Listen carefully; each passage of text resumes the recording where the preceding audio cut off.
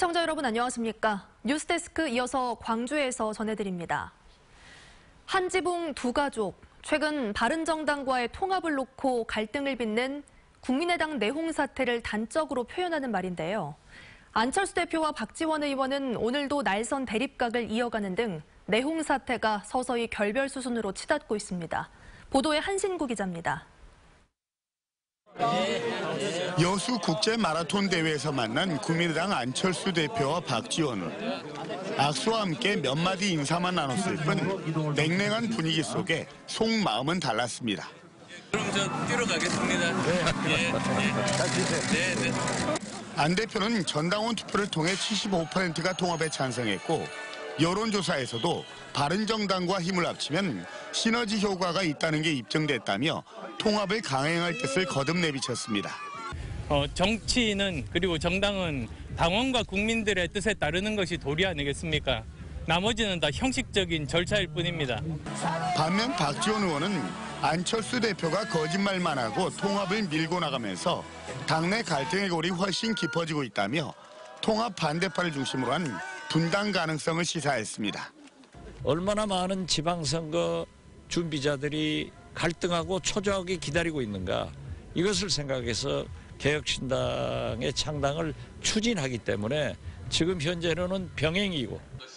이처럼 바른정당과의 통합을 놓고 내홍 사태를 겪는 국민의당은 이번 주 운명의 일주일을 맞습니다. 이번 주 안에 전당대회 준비위원회를 출범시키기로 한 통합파는 평창올림픽 이전에 합당이 마무리돼야 한다는 공감대 아래서 오는 28일 즈음에 전당대회와 창당 준비위원회를 띄우는 방안을 저울질하는 등 통합 추진에 가속 페달을 밟고 있습니다.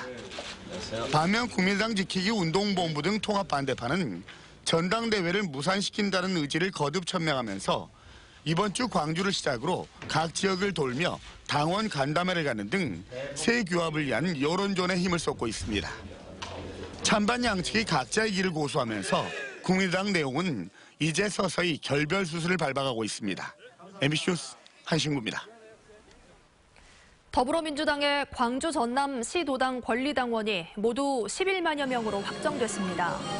민주당에 따르면 6.13 지방선거 민주당 후보 선출에 표를 행사할 수 있는 권리당원은 광주는 5만여 명, 전남 6만여 명으로 확정됐습니다. 당비 1,000원 이상을 6개월 이상 납부해야 권리당원으로 확정되는데 납부를 약정한 29만여 명 가운데 11만여 명만 실제로 당비를 납부한 것으로 파악됐습니다. 올해부터 시간당 최저임금이 7,530원으로 올랐습니다. 지난해보다 16.4% 오른 건데 관건은 현장에서 제대로 지켜지느냐 하는 겁니다. 또 공공요금 인상에도 영향을 줄 수 있습니다. 송정근 기자가 취재했습니다. 광주시 임금 근로자는 55만 2천 명입니다. 이 가운데 33.7%가 비정규직으로 사실상 저임금 근로자에 해당됩니다. 최저임금 인상으로 광주 지역 근로자 3명 중 1명 이상은 소득이 오르게 된 겁니다. 하지만 현장에서 제대로 지켜질지가 관건입니다. 지난해 광주고용노동청이 청소년 종업원이 많은 카페와 노래방, 슈퍼마켓 등 240여 곳을 조사해봤더니 절반가량의 업소가 최저임금에도 미치지 못하는 임금을 지급했습니다. 지급하지 않은 금액이 1억 원가량에 달했습니다. 또 아파트 경비원이나 음식점 종업원 등 일부 취약계층은 최저임금 인상이 결정된 이후 해고됐거나 해고의 위기에 처해 있습니다.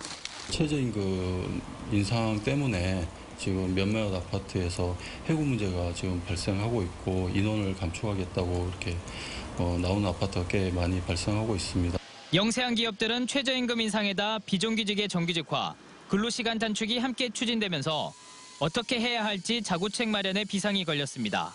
직원들을 유지할 수 있을 것인지, 결국엔 직원들을 구조조정하고 또한 자영업으로 내몰리고 결국은 폐업 도산하는 그런 사태가 발생할 것이 자명합니다.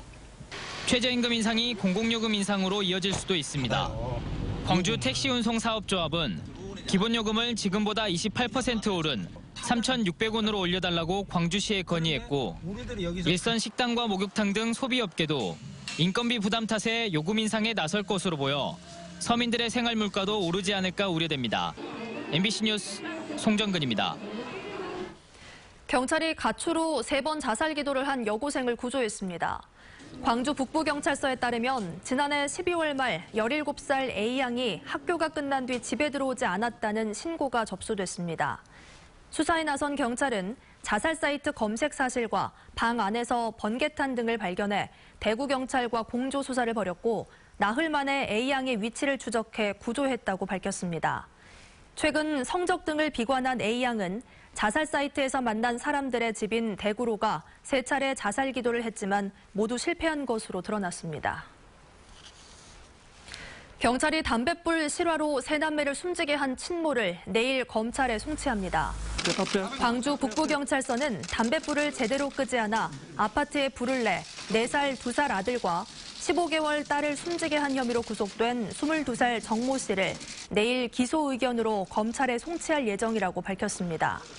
경찰은 부검과 현장 검증 등 지금까지의 수사 결과 정 씨의 진술에 신빙성이 있다고 보고 이 같은 혐의를 적용했다고 말했습니다. 다만 최종 부검 감식 결과에서 방화와 관련된 정황이 나올 경우 수사를 확대할 계획이라고 밝혔습니다. 지난해 말부터 인플루엔자 환자가 지속적으로 증가함에 따라 광주시가 신속한 예방접종과 개인위생 수칙을 지켜달라고 당부했습니다. 광주시는 인플루엔자 환자 수가 지난해 52주차를 기준으로 46.7명이 발생했다며 임신부와 65세 이상 노인 등 예방접종을 하지 않은 우선접종 권장 대상자는 지금이라도 예방접종을 할 것을 당부했습니다. 특히 7살과 18살 사이의 소아 청소년 환자 발생 비율이 전국적으로 높다며 각별히 신경 써줄 것을 강조했습니다. 더불어민주당의 광주시장 출마 예정자가 권리당원에게 문자메시지를 대량 발송해 논란이 일고 있습니다. 민주당 관계자 등에 따르면 광주시장 출마 예정자 A씨는 지난 2일을 전후해 신년 인사와 함께 자신이 맡고 있는 분야의 새 정부 성과를 설명하는 문자메시지를 권리당원들에게 발송했습니다.